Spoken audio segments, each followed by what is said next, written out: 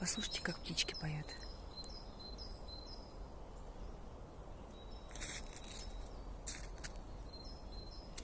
Такая уже весна, при этом снежочек еще лежит. Пение птиц вообще очень хорошо на нас влияет, на наше состояние. Очень много используется в медитативных практиках.